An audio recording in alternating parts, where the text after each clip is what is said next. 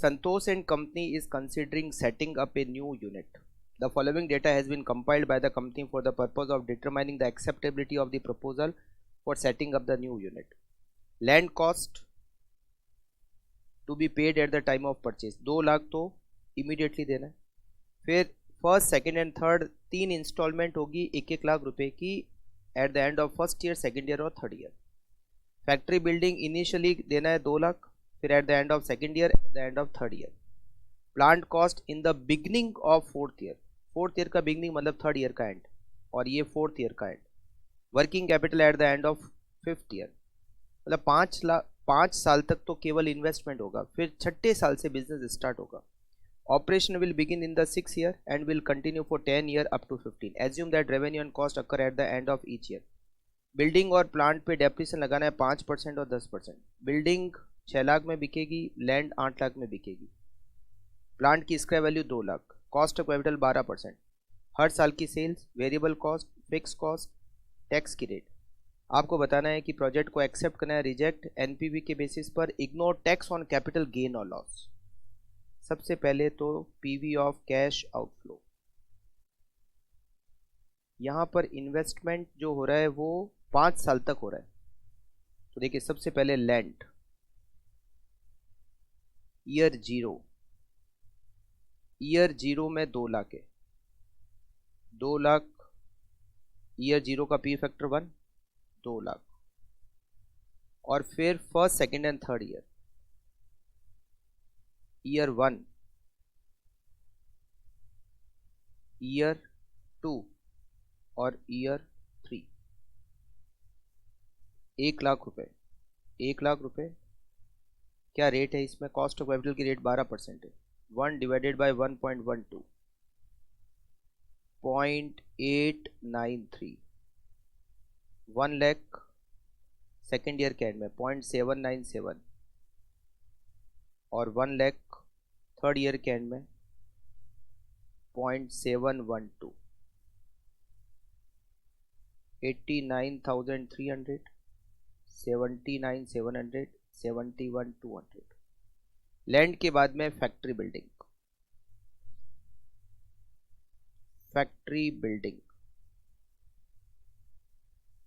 Year 0, year 2 और year 3. 2 lakh, 10 lakh और 8 lakh. 2 lakh, 10 lakh second year का पी फैक्टर और 8 लाख थर्ड ईयर का P factor. 2 lakh, 7,97,000, 569,600. Plant and machinery.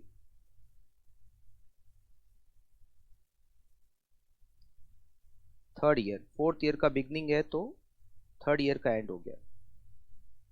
Year 3 और ईयर 4, 15 लाख और 5 लाख. 15 लाख और 5 लाख. 0.712,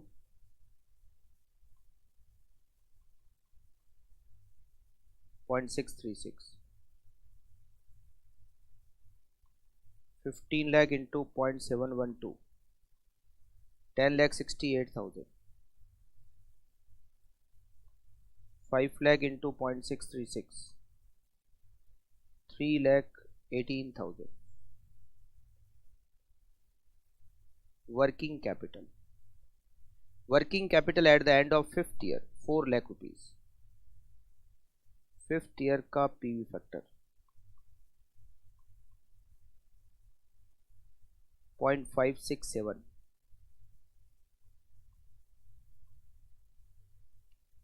226,800. ये सब मिलकर आ जाएगा PV of cash outflow.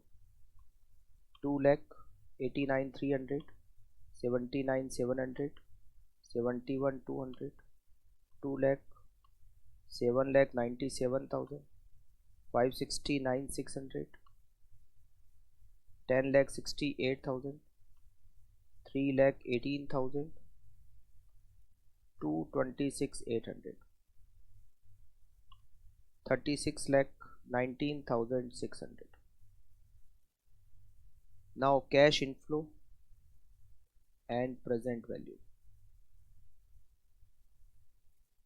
Year 6 to 15. Every year sales 30 lakh. Variable cost every year 12 lakh. Fixed cost every year 8 lakh. Depreciation land पे लगेगा नहीं, फैक्ट्री बिल्डिंग पे और प्लांट पे लगेगा 5%। फैक्ट्री बिल्डिंग है कितने की? फैक्ट्री बिल्डिंग टोटल है 20 लाख। 20 लाख का 5% होता है 1 लाख। और प्लांट एंड मशीनरी भी 20 लाख, उस पर 10% होता है 2 लाख। मतलब every year depreciation 3 lakh. Depreciation every year 3 lakh. Profit before tax 7 lakh. Tax की हमें रेट यहाँ दे रखी है 50%, 350। Net profit 350।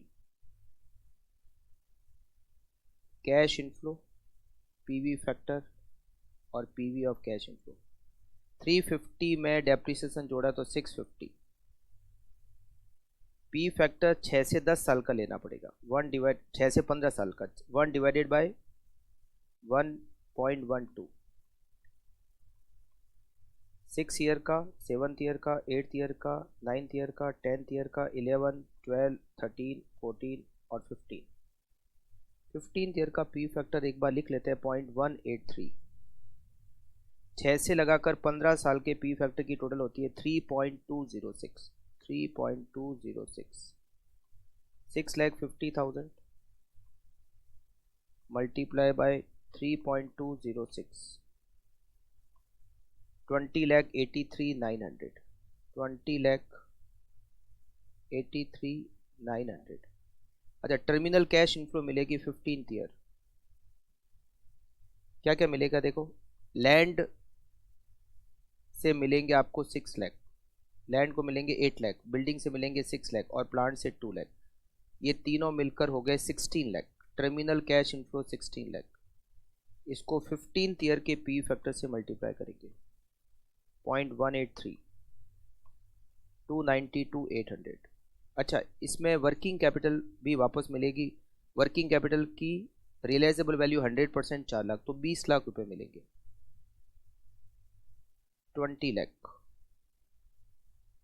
20 lakh multiply by 0.183 366 3,66,000 3,66,000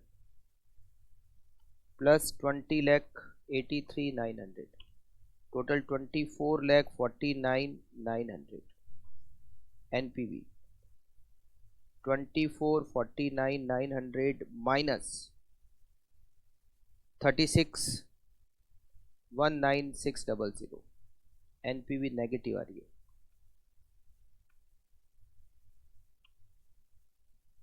negative